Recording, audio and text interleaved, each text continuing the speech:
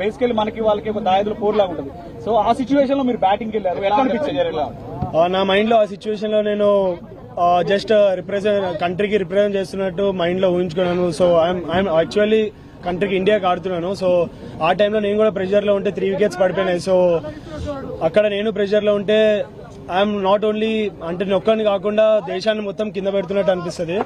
So ఆ టైంలో నేను అదే ఉంచుకున్నాను, దేశాన్ని ముందు తీసుకుని ఈ టైంలో నేను స్టెప్ ఇన్ చేయాలి, లేదంటే మొత్తం హోల్ కంట్రీ వినో పాకిస్తాన్ హౌ హార్డ్ అంటే వాళ్ళు ఎంత గట్టిగా వస్తున్నారు మన మీద అని.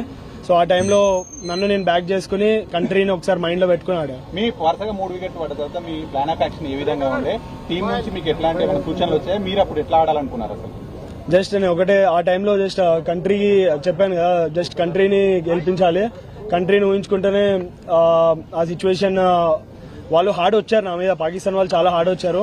బట్ ఆ టైంలో నేను కామ్గా ఉన్నా, జస్ట్ గెలిపిస్తే ఎవ్రీథింగ్ విల్ బి ఓకే, అంటే గెలిపిస్తే అన్ని సెట్ అయిపోతాయి. సో మైండ్ లో ఒకటే ఉండే, just I want to win my country. So మొదటి నుంచి కూడా మ్యాచ్ లో పాకిస్తాన్ ప్లేయర్స్ మన ఇండియా ప్లేయర్స్ ని కామెంట్ చేస్తూనే ఉన్నారు, ఇటు ఆడియన్స్ ఉండవచ్చు అందరూ. దీనికి సంబంధించి ఏం చెప్తారు? ఈ మ్యాచ్ ద్వారా సమాధానం అనుకోవచ్చా స్లెడ్జింగ్ పైన? అఫ్ కోర్స్ పాకిస్తాన్ అంటే ఈ మన ఆపరేషన్ సింధూర్ తర్వాత ఇంకా చాలా హార్డ్గా వచ్చారు వాళ్ళు మా మీద. మేము ఆడేది game, it's just a sport.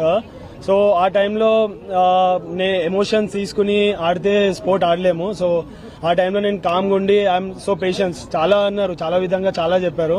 But camera ముందు అవన్నీ నేను ఇప్పుడు చెప్పలేను. బట్ ఆ టైంలో నేను కామ్గా ఉండి రిజర్వ్ ఉండి ఐ నో ఓన్లీ బ్యాట్ తోనే మనం గెలిపిస్తే ఎవ్రీథింగ్ విల్ బి అంతా ఇంకా కామ్గా అయిపోతారు వాళ్ళు. లాస్ట్ ఓవర్ అంటే వరల్డ్ క్లాస్ బౌలర్ ఏమనిపించింది, ఎట్లా ఉంది అంటే ఏమనిపించింది last over world class bowler of course, but ఆ టైంలో నన్ను అనుకున్నా I'm the best player. India is always best.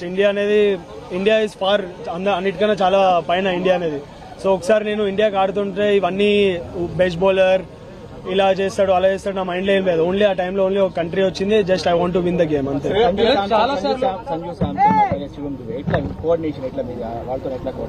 వాళ్ళ మధ్య మంచి పార్ట్నర్షిప్ వచ్చింది ఆ టైంలో.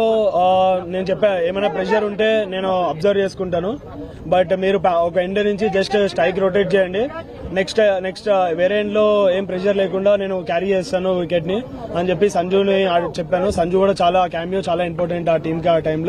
నెక్స్ట్ దుబే వచ్చాడు, దుబే వాజ్ స్లైట్లీ కొద్దిగా ప్రెషర్ లో ఉండే స్టార్టింగ్ లో, తర్వాత ఇన్నింగ్స్ చాలా బాగా బిల్డ్ చేశాడు. సో దట్ హెల్ప్ నాకు పర్సనలీగా యాజ్ ఎ పార్ట్నర్షిప్ హెల్ప్ అయింది, also for the country. Last over pressure ఎలా ఉండేది? లాస్ట్ ఓవర్ లో మెయిన్ గా సారీ లాస్ట్ ఓవర్ లో మెయిన్ గా ప్రెషర్ ఎలా ఉంటుంది? సంజు దుబే అవడానికి లాస్ట్ ఓవర్ చాలా ఇంపార్టెంట్. నేను ఆల్రెడీ దుబేకి చెప్తా ఉన్నాను, సో ఒక ఎండ్ నువ్వు ఆడుతా ఉండు, వేరే ఎండ్ నుంచి నేను కవర్ చేస్తానని చెప్పి దుబే కన్నా. బట్ దుబే అవుట్ అయ్యాడు, బట్ నేను స్టార్టింగ్ నుంచే కాన్ఫిడెంట్ ఉండే I will finish the game అని. So yeah, by God grace I have done it. India Pak match ఇదేం కొత్త కాదు, చాలా సార్లు మనం వైరల్ ఉన్నప్పుడు చూసాం. కానీ ఈసారి చాలా సైన్స్ చూసాం, ఫ్లైట్ పడిపోయినట్టు కానీ మిజైల్స్ వచ్చినట్టు కానీ, ఈవెన్ దానికి అపోజిట్ రియాక్షన్స్ కూడా మన టీమ్ ఇండియన్ ప్లేయర్స్ నుంచి చూసాం. సో ఇదంతా ఇట్లా ఉండే అంటే ఇదేమన్నా మీకు ప్రెషర్ క్రియేట్ చేసిందా, లేకపోతే ఆటను గేమ్ ఏమైనా డిస్టర్బ్ చేసిందా?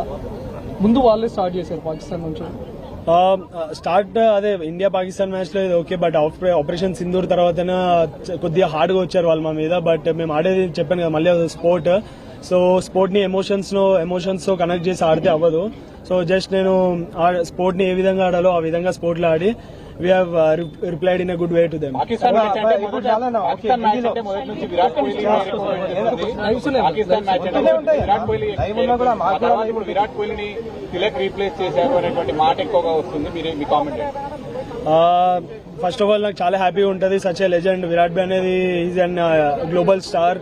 సో చిన్నప్పటి నుంచి నాకు కూడా కాదు, చాలా ఇండియాకి ఇన్స్పైర్ చేశారు.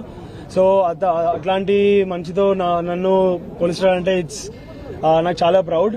బట్ నా ఐఎమ్ హ్యాపీ దట్ నేను ఇండియాకి ఏషియా కప్ గెలిపించా. బట్ నేను క్రికెట్ స్టార్ట్ చేసింది వరల్డ్ కప్ 2011 వరల్డ్ కప్ గెలిపించిన తర్వాతనే క్రికెట్ స్టార్ట్ చేశా. బట్ ఈ జనవరిలో వరల్డ్ కప్ వస్తుంది, సో అది నా అసలేమో వరల్డ్ కప్ గెలిపించిన తర్వాతనే నాకు నిద్ర వస్తుంది. మ్యాచ్ అయిపోయిన తర్వాత షేక్ హ్యాండ్స్ ఇవ్వడం స్పోర్టింగ్ స్పిరిట్. బట్ ఈ పెద్ద డిస్కషన్ అయింది, ఇండియా అనేది పెద్ద డిస్కషన్ అవుతుంది దేశం అంటే వరల్డ్ వైడ్. ఎట్లా దీని మీరు ముందే అనుకున్నారా? టీమ్ మేనేజ్మెంట్ ఏమైనా మీకు చెప్పిందా? అలా ఏం లేదు. సో ఆ మూమెంట్ లో అలా అయింది. సో జస్ట్ ఫ్లోలో వెళ్ళాము. అదేమి మాకు ఇలా చేయాలి అని ఏం లేదు. బట్ మనకి ముందు తెలిసింది కదా, ముందు వార్ అయినప్పుడు తెలిసింది. So just we want to give respect for our country, అంతే. ఇంకా దాని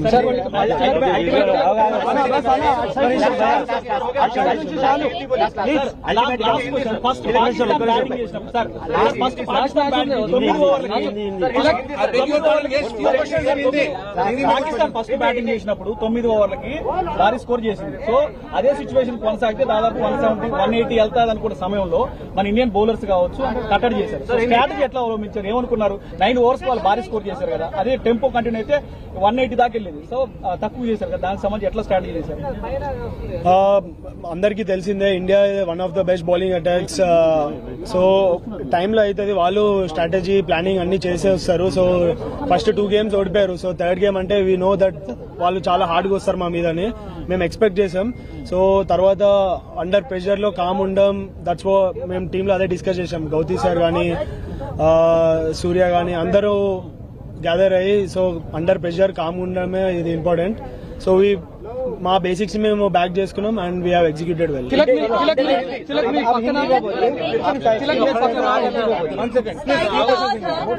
सूर्य कुमार ने बात कही कि वो हमारे कॉम्पिटिटर ही नहीं है, टॉप 2 के प्लेयर टीम जो है कम्पीट कर रही थी.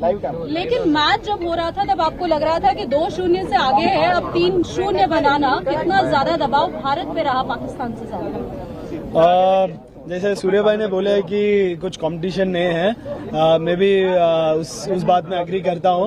मगर as a sport we know, मतलब हमेशा प्लान चेंज करते रहते हैं, हार्ड आते हैं. जैसे बोला है मैं कि हर मैच में स्ट्रैटेजी चेंज होगा, वो लोग भी प्रिपेयर होके आएंगे.